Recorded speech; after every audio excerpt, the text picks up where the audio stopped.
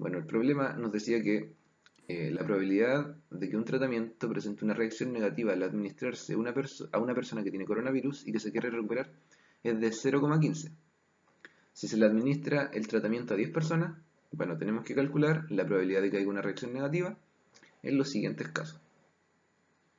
Pero antes de seguir, e irse directo a resolver, bueno, voy a definir la variable aleatoria para una mejor comprensión.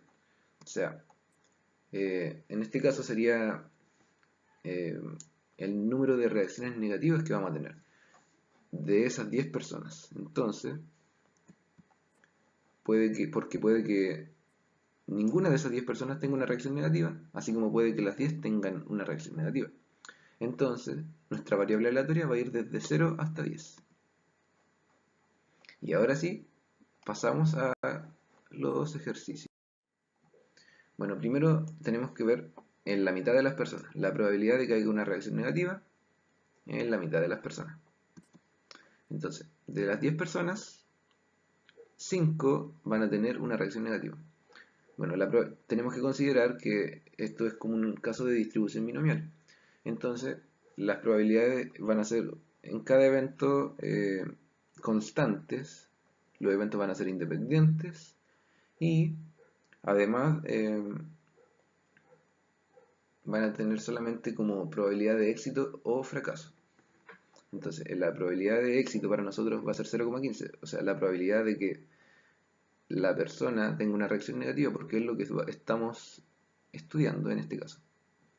Y por complemento, para complementar un entero, tenemos que la probabilidad de fracaso va a ser 0,85, lo cual se le atribuye a la probabilidad de que tuviera un efecto positivo. Bueno, aquí tenemos como algunas posibles combinaciones de esto, porque en este caso, esas 5 personas no necesariamente van a aparecer así, primero ellas y después los 5 casos positivos. Entonces, pueden estar así como de forma intercalada, o al contrario de esta situación, pero ya bueno, son un ejemplo. Y así como están estas, pueden haber muchas más. Entonces, para ahorrarnos todo eso de como imaginarnos todo eso, de hacer la representación de todas, vamos a ocupar la combinatoria y así vemos las combinaciones posibles de una forma mucho más rápida. Bueno, aquí aplicábamos la fórmula de combinatoria que era de 10 sobre 5, decíamos 10 factorial sobre 5 factorial por 10 menos 5 factorial. Pero bueno, yo aquí lo voy a hacer de una forma más resumida y rápida para la resolución del ejercicio. Entonces, aplicamos la fórmula de la distribución binomial, vamos calculando, el número combinatorio nos da 252, multiplicamos por estos números de acá que tienen un exponente 5, aplicamos propiedad de potencia, y bueno, ahí yo apliqué calculadora y seguimos multiplicando, lo cual nos lleva a 0,0084, que se traduce en 0,84%. En el ítem B nos dice que tenemos que calcular en menos de 3 personas. Entonces, eso nos dice que la variable aleatoria es menor que 3, o sea, tenemos que considerar cuando es 0, 1 y 2. 0 cuando las 10 personas presentaron una reacción positiva, o sea, ninguna hubo una reacción negativa. 1 cuando solamente una persona tuvo una reacción negativa, y 2 cuando 2 personas tuvieron una reacción negativa. Y bueno, aplicamos la misma fórmula que en el caso anterior y vamos para ir calculando la probabilidad en cada valor que toma la variable aleatoria. Y luego aquí yo les puse una tabla para ir ordenando de una mejor forma y poder sumar. Entonces ahí ya sumamos y nos da 0,82, lo cual se traduce a 82%.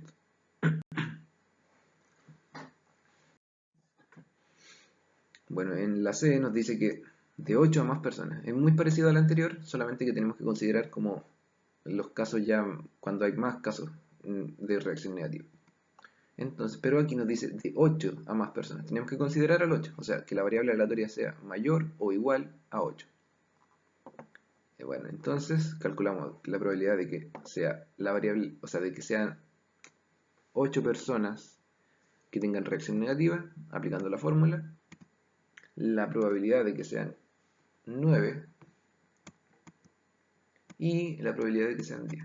Como pueden ver, las probabilidades aquí van a ser mucho más bajas que antes, porque la probabilidad de que solo una persona tuviera una reacción negativa de por sí era bastante baja, y que hayan de forma consecutiva varias personas con reacción negativa va a ser una probabilidad cada vez más pequeña.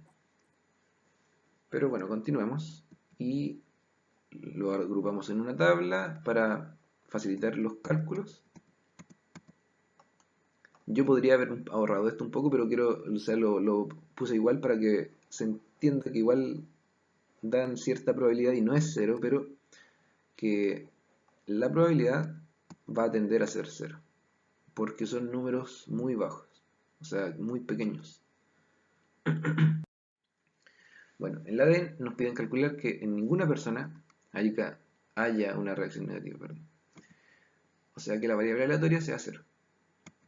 De 10 personas, 0 van a tener una reacción negativa.